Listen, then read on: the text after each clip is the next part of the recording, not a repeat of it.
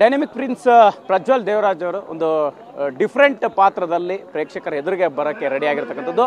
ಒಂದು ನಾವಿರುವಂತಹ ಜಾಗ ನೋಡ್ತಾ ಇರ್ಬೋದು, ಸದ್ಯಕ್ಕೆ ತೋರಿಸುವಂಥ ಪ್ರಯತ್ನವನ್ನು ಮಾಡ್ತೀನಿ.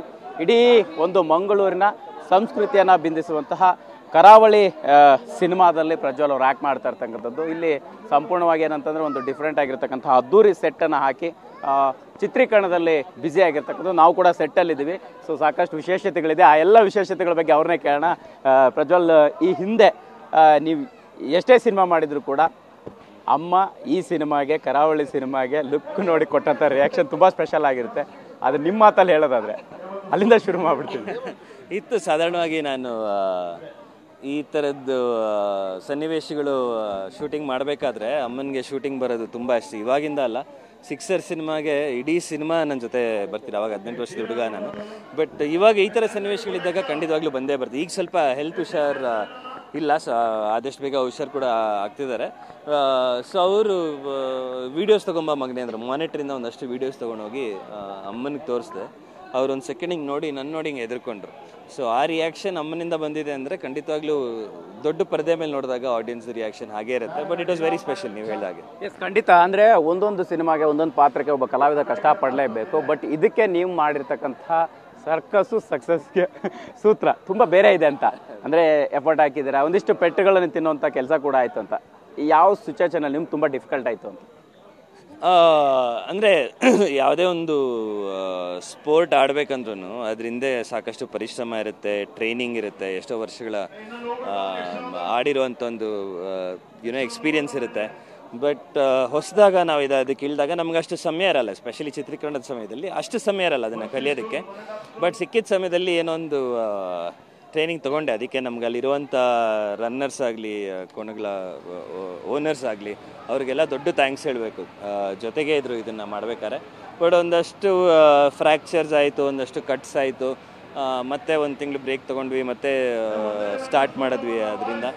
But that was the toughest. But expression, ಆ ಒಂದು ಕಾಸ್ಟ್ಯೂಮ್ ಹಾಕ್ಕೊಂಡು ಒಂದಷ್ಟು ಅವರ್ಸ್ ಕಳಿಬೇಕಂದ್ರೆ ಈಗ ಈ ಯಕ್ಷಗಾನದು ಫೈಟ್ ಏನು ಮಾಡ್ತಾಯಿದ್ದೀವಿ.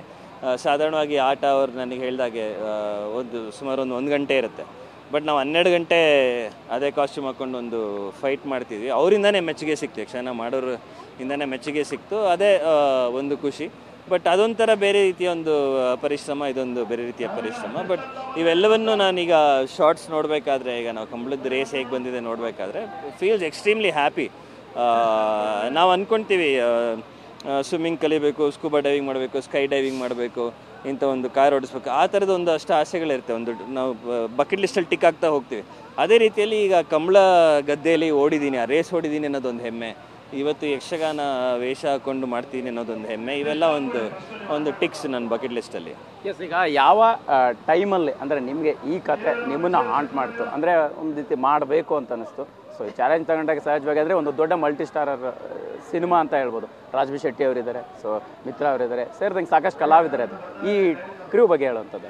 ನನಗೆ ನಿಜ ಜೀವನದ ಕತೆಗಳು, ನಿಜ ಜೀವನಕ್ಕೆ ತುಂಬ ಹತ್ತಿರವಾಗಿರೋ ಕತೆಗಳು ಮಾಡೋದು ತುಂಬ ಇಷ್ಟ. ಆ್ಯಂಡ್ ಅದನ್ನೇ ನಾವು ಕಮರ್ಷಿಯಲ್ ಎಲಿಮೆಂಟ್ಸ್ನ ಸೇರಿಸಿ ತೆರೆ ಮೇಲೆ ತೋರಿಸಿದಾಗ ತುಂಬ ಚೆನ್ನಾಗಿದೆ. ಅದೇ ರೀತಿಯಲ್ಲಿ ನಾನು ಜೆಂಟಲ್ಮೆನ್ ಮಾಡಿದಾಗಲಿ, ಬೇರೆ ಸಿನಿಮಾಗಳು ನಿಜ ಜೀವನಕ್ಕೆ ಹತ್ತಿರವಾಗಿರುವಂಥ ಸಿನಿಮಾಗಳು ಮಾಡಿದಾಗ ಪ್ರಶಂಸೆ ತುಂಬ ಚೆನ್ನಾಗಿ ಸಿಕ್ಕಿದೆ. ಸೊ ಮೊದಲಾಗಿ ಅದು ನನ್ನ ಸೆಳೆದಿದ್ದು. And of course beautiful star cast ನಮ್ಮ ಸಿನಿಮಾ ಅಲ್ಲಿ. ಗುರು ತುಂಬ ಚೆನ್ನಾಗಿ ಆಯ್ಕೆ ಮಾಡ್ಕೊಂಡಿದ್ದಾರೆ ಎಲ್ಲ ಪಾತ್ರಗಳನ್ನ. ಈ ಪಾತ್ರಗಳನ್ನ ನೋಡಿದಾಗ ಈ ಪಾತ್ರನ ಈ ನಟ ಬಿಟ್ಟು ಬೇರೆಯನ್ನು ಮಾಡೋಕ್ಕೆ ಸಾಧ್ಯ ಇಲ್ಲ ಅನ್ನೋ ಥರ ಅನಿಸುತ್ತೆ ಪ್ರತಿಯೊಂದು ಪಾತ್ರನೂ ಈ ಸಿನಿಮಾ ಅಲ್ಲಿ. ಸೊ ಗುರುಗೆ ಥ್ಯಾಂಕ್ಸ್ ಹೇಳಬೇಕು ಅದಕ್ಕೆ. ಆ್ಯಂಡ್ ಎಕ್ಸ್ಪೀರಿಯನ್ಸು ಬ್ಯೂಟಿಫುಲ್ ಆಗಿತ್ತು. ನಾನು ಒಬ್ಬನೇ ಅಂತಲ್ಲ, ಸಿನಿಮಾಲಿ ನಟನೆ ಮಾಡಿರೋ ಅಷ್ಟು ನಟರು ತುಂಬ ಚೆನ್ನಾಗಿ ಡೆಡಿಕೇಟೆಡಾಗಿ ಕೆಲಸ ಮಾಡಿದ್ದಾರೆ. ಎಸ್, ಕನ್ನಡ ಸಿನಿಮಾ ಇಂಡಸ್ಟ್ರಿಯ ಸವಾಲುಗಳು ಕೂಡ ಇದೆ. ಸೊ ಸಕ್ಸಸ್ನ ಸೂತ್ರ ಕೂಡ ಒಂದು ಕಡೆ ಇದೆ. ನಿಮ್ಮ ಮುಂದಿರುವಂತಹ ಸವಾಲು ಮತ್ತು ಸಕ್ಸಸ್ನ ಸೂತ್ರ ಏನೀಗ ಅಂತ? ಬೇಸಿಕಲಿ ನಾವೊಂದು ಒಳ್ಳೆ ಸಿನಿಮಾ ಮಾಡಿ, ಬರೀ ಆ ಸಿನಿಮಾ ಮಾಡಿದ್ರೆ ಸಾಲಲ್ಲ. ಒಂದು ಒಳ್ಳೆ ಸಿನಿಮಾ ಮಾಡೋದು ಇತ್ತೀಚೆಗೆ ಸಾಲಲ್ಲ. ಒಂದು ಒಳ್ಳೆ ಸಿನಿಮಾ ಮಾಡಿದ್ಮೇಲೆ ಅದನ್ನು ಯಾವ ರೀತಿ ಪ್ರಮೋಟ್ ಮಾಡ್ತೀವಿ, ಹೇಗೆ ತೆರೆ ಮೇಲೆ ತರ್ತೀವಿ, ಯಾವ ರೀತಿ ರಿಲೀಸ್ ಮಾಡ್ತೀವಿ, ಎಲ್ಲವೂ ತುಂಬ ಇಂಪಾರ್ಟೆಂಟ್ ಆಗುತ್ತೆ. ಯಾಕಂದರೆ ಪ್ರತಿಯೊಂದು ಮನೆಯಲ್ಲೂ 4 ಟಿ ವಿ ಇದೆ, ಎಲ್ಲರ ಕೈಯಲ್ಲಿ ಮೊಬೈಲ್ ಫೋನ್ ಇದೆ, ಎಲ್ಲರೂ ಮನೆಯಲ್ಲೇ ಕೂತ್ಕೊಂಡು ಎಂಟರ್ಟೈನ್ಮೆಂಟ್ ತೊಗೊಳ್ತಿರ್ತಾರೆ.